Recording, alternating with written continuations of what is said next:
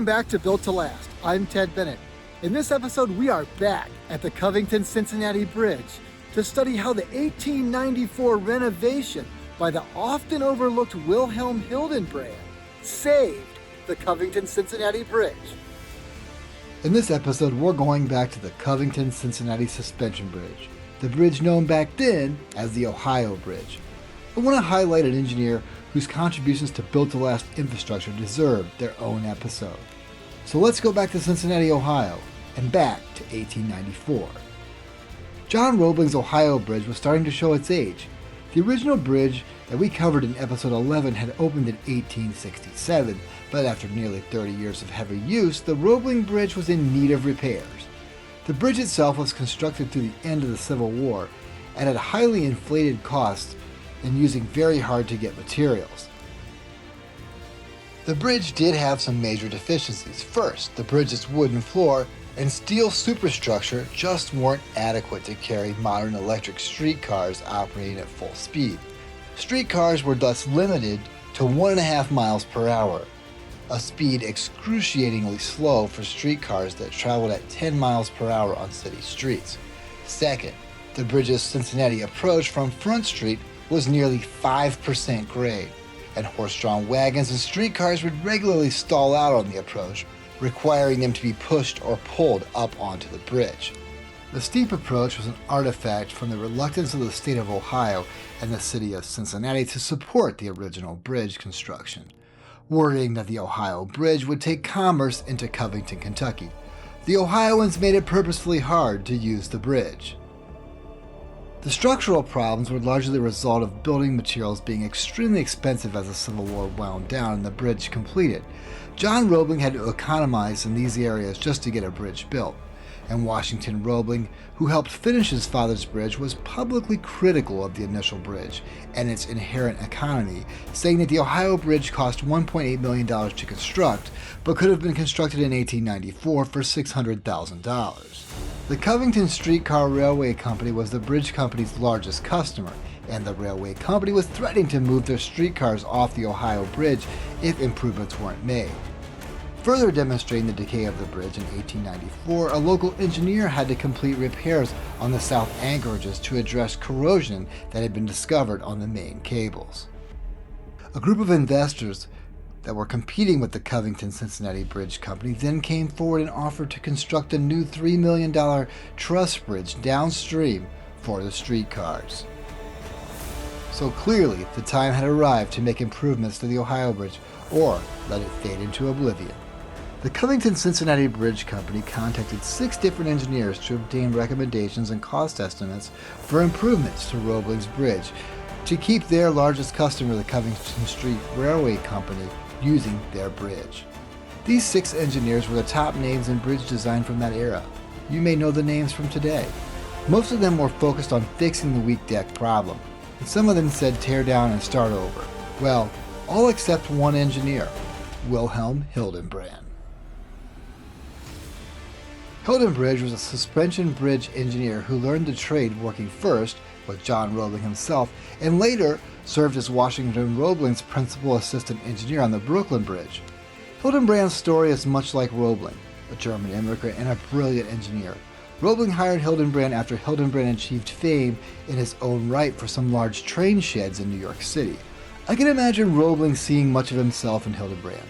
Hildenbrand even served at times as chief engineer himself after Washington was disabled by his bouts with caisson disease and what I think was post-traumatic stress from the Civil War days.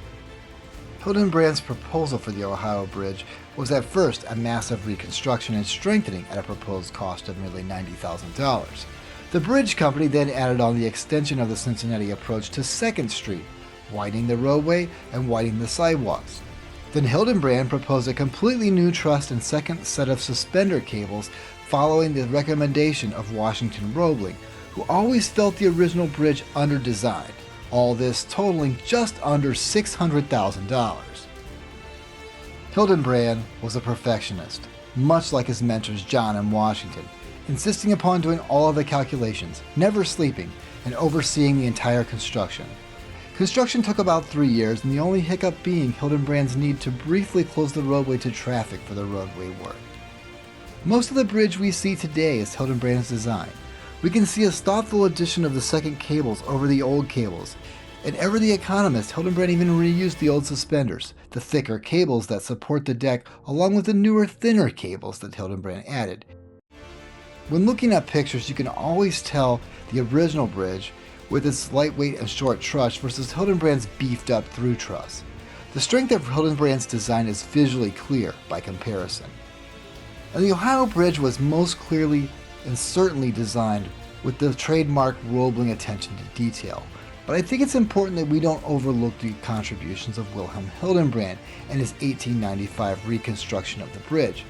Hildenbrand's creativity and dedication to the original bridge and building around the old bridge is an inspiration to today's engineers, faced with much the same problems today as we work to fix our infrastructure. I say fix because I don't think that replacement is always the right solution. I see a lot of engineers going for replace when they should be looking at renovation or retrofit. Remember, we only have so many resources on our planet to use for our infrastructure. I'm excited to see the Covington-Cincinnati Bridge Committee highlighting Hildenbrand's contributions with the new plaques placed on each bridge last year. I certainly didn't recognize Hildenbrand's efforts on the Roebling Bridge until I became part of the Bridge Committee myself. Hildenbrand's story is important and it's inspiring, and I'm glad to share it with you here on Built to Last. Let's take Wilhelm Hildenbrand's example because his 1895 renovation did in fact help make the Covington-Cincinnati Bridge built to last.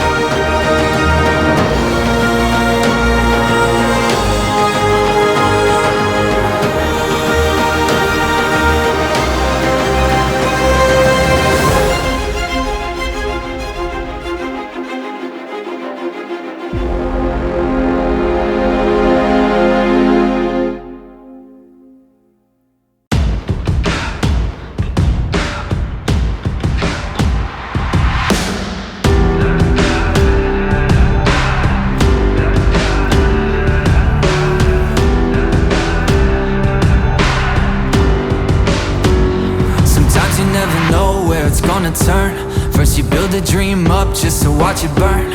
It's easier to settle for the change, take a few scraps and just walk away.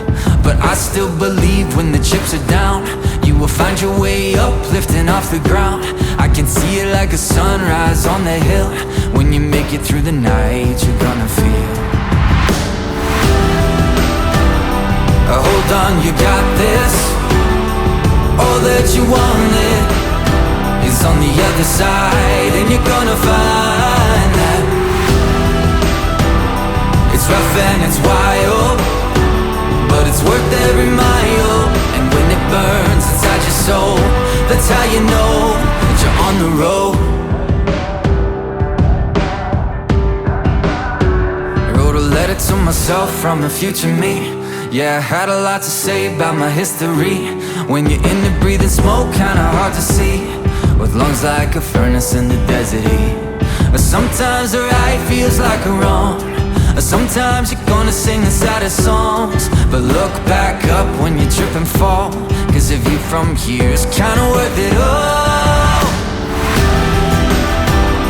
Hold on, you got this.